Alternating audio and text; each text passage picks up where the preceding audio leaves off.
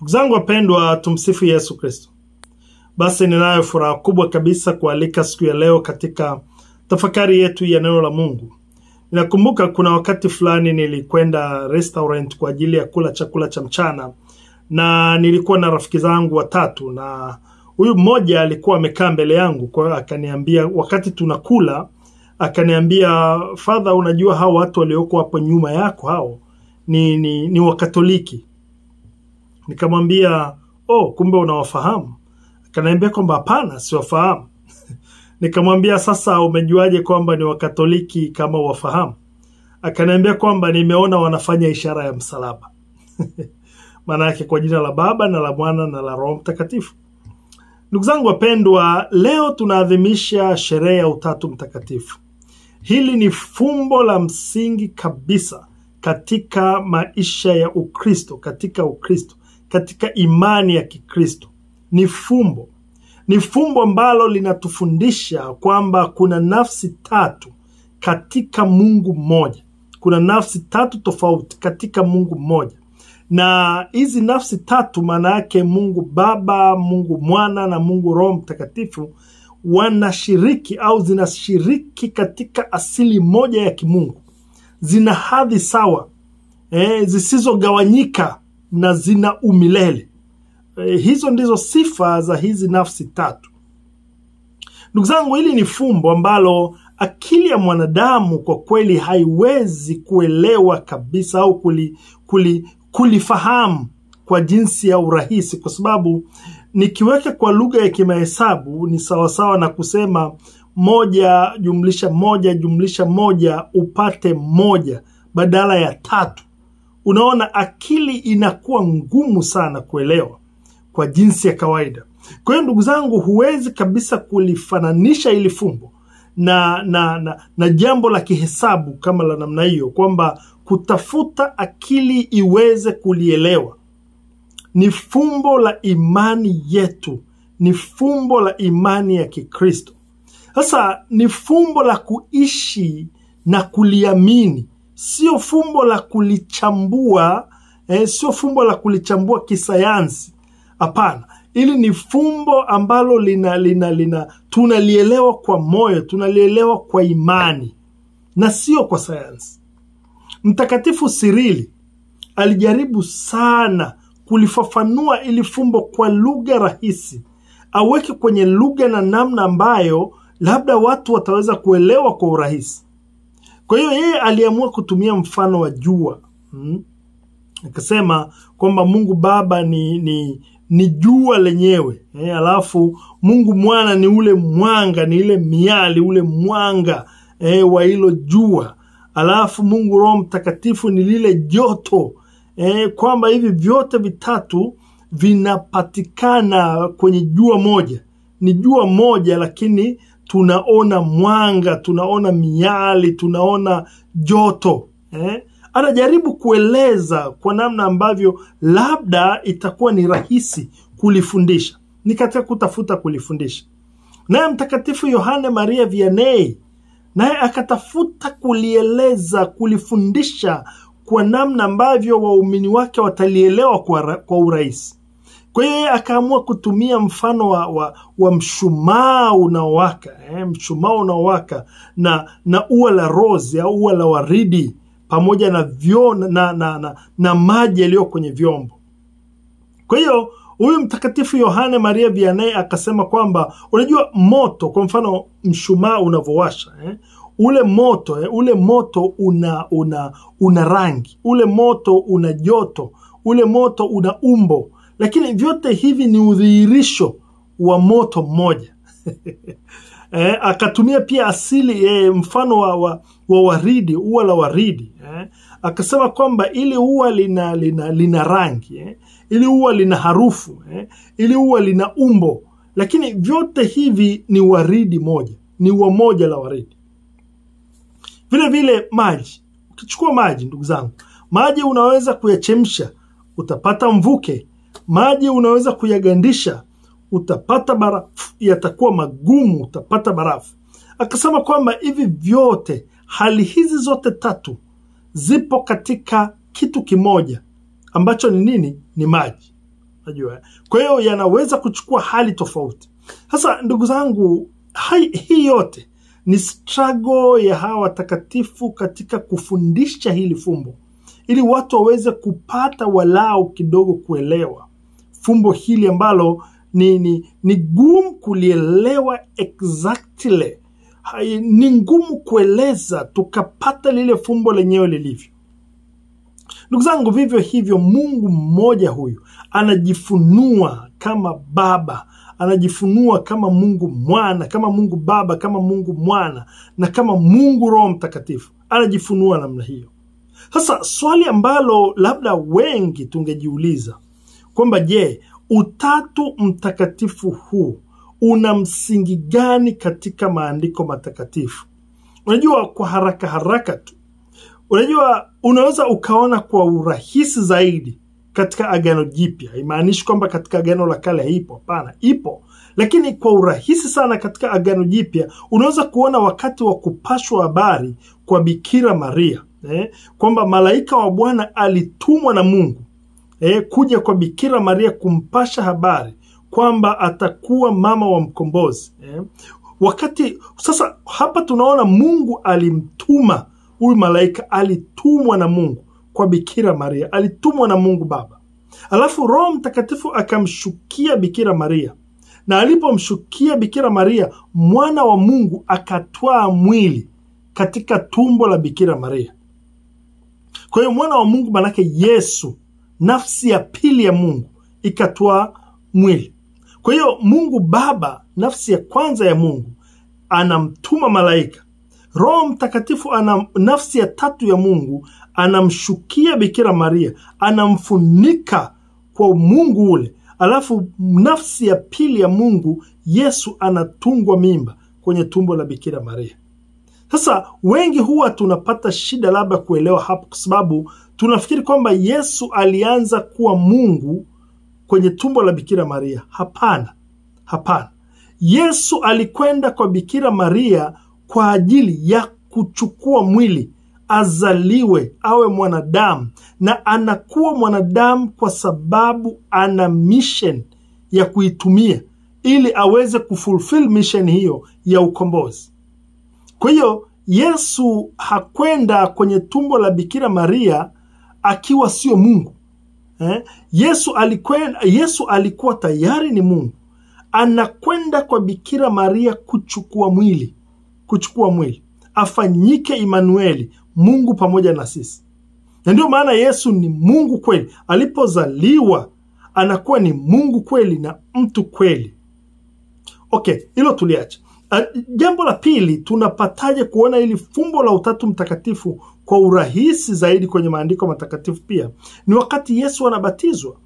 Yesu alipokuwa anabatizwa, tunaona sauti ya Mungu ilisikika, huyu ni mwanangu mpendwa wangu ninayependezwa naye, msikieni yeye.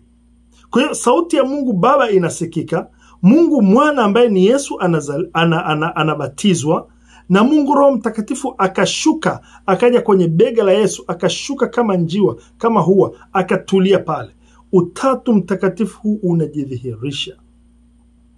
Lakini pia Yesu alipokuwa anapaa mbinguni, aliwaamuru wanafunzi wake, kabla hajapaa mbinguni, aliwaamuru kwamba muende huko mkawabatize watu kwa jina la Baba na la Mwana na la Roho Mtakatifu, na kuwafundisha yote niliyowaamuru.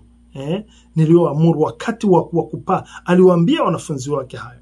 Sasa ndugu zangu, umuhimu wa fundisho hili la Utatu Mtakatifu ni nini katika maisha yetu ya Kikristo? Hili fumbo lina umuhimu upi?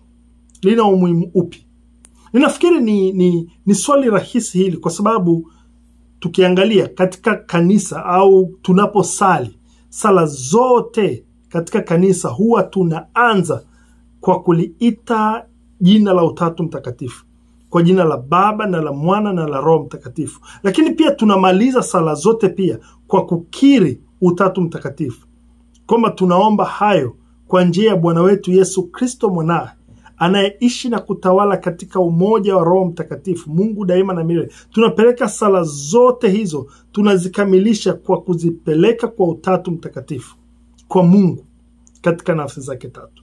Lakini pia sakramenti zote ndugu zangu kwenye kanisa zinatolewa kwa jina la Utatu Mtakatifu. Tunabatizwa kwa jina la Baba na la Mwana na la Roho Mtakatifu.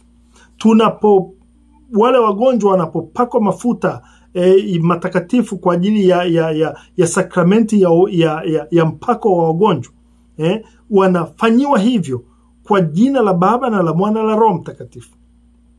Tunafahamu tunasamehewa dhambi kwa jina la Baba na la Mwana na la Roho Mtakatifu. Padre anapokuondolea dhambi anasema, nami ninakuondolea dhambi hizo kwa jina la Baba na la Mwana na la Roho Mtakatifu, kwa mamlaka ya kanisa. Kwa hiyo unaona vyote hivi vinafanyika kwa kupitia jina la Utatu Mtakatifu, Baba, Mwana na Roho Mtakatifu. Tunaposhuhudia ndoa au watu wanapofunga ndoa, jina la Utatu Mtakatifu tunatumia.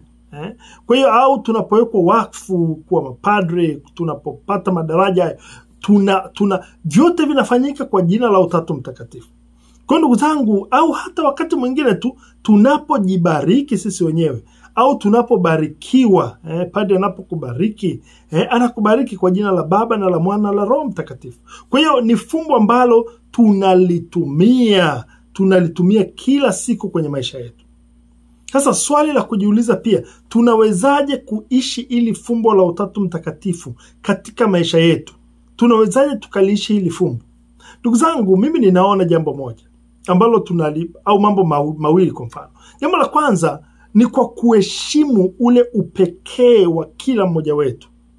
Unajua, kama vile Baba alivyo wa pekee, Mwana alivyo wa pekee, Roho Mtakatifu ni wa pekee, kila mmoja ni wa pekee.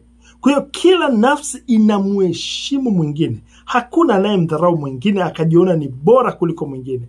Hapana.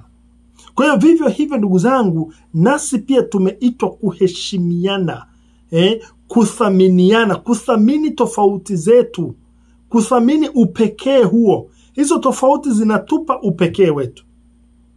Unajua, Paulo kuna namna anaiweka vizuri sana, Mtume Paulo anaposema kwamba kama vile katika mwili mmoja una viungo mbalimbali na kila kiungo kina kazi yake, anasema vivyo hivyo nasi katika mwili wa Kristo, yaani katika kanisa, tuko viungo mbalimbali, lakini sisi sote ni mwili mmoja, tuko kwenye mwili mmoja. Ndugu zangu, huu ndio ujumbe tunaopewa Dominika hii ya Utatu Mtakatifu. Tuheshimiane, kwamba hakuna aliye bora kuliko mwingine. Mwanamume si bora kuliko mwanamke, wala mwanamke si bora kuliko mwanamume. Mume si bora kuliko mke, au mke si bora kuliko mume.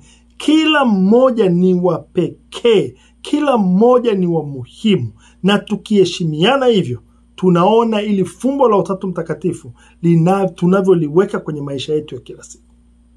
Lakini pia ndugu zangu, kuishi kwa upendo. Utatu Mtakatifu ni mfano wa familia nzuri ya Kikristo, kwa sababu kinachounganisha nafsi hizi tatu ndugu zangu ni sementi ya upendo. Kwa hiyo sasa, yani kama vile Baba, Mwana na Roho Mtakatifu walivyo na umoja katika upendo ndugu zangu, na sisi tunaitwa hivyo hivyo. Kwanza tutambue tumeumbwa kwa upendo na tunaitwa kuwa jumuiya ya watu wanaopendana. Kwa kinachotuunganisha sisi kama vile kinavyounganisha nafsi ya Mungu Baba, Mungu Mwana na Roho Mtakatifu kiwe ni upendo.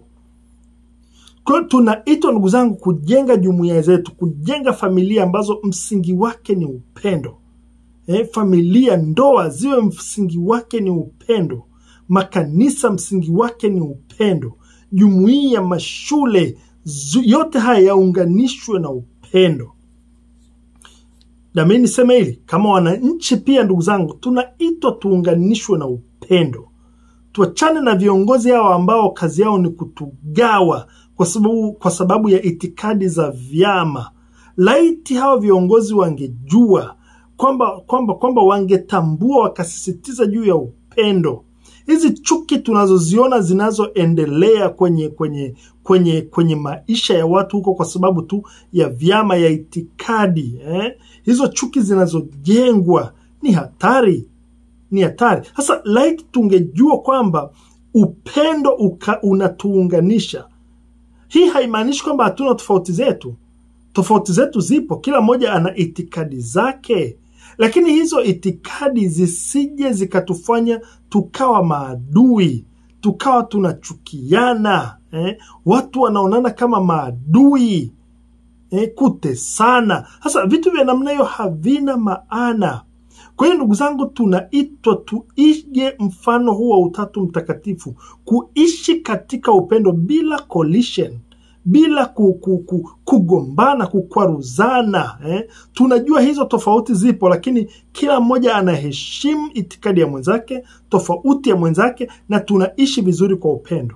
Tunajenga nchi yetu. Kwa hiyo ndugu zangu, kama Wakristo, utambulisho wetu ni kitu kimoja tu, ni kupendana. Na hiki tunakipata kwenye hili fumbo la Utatu Mtakatifu.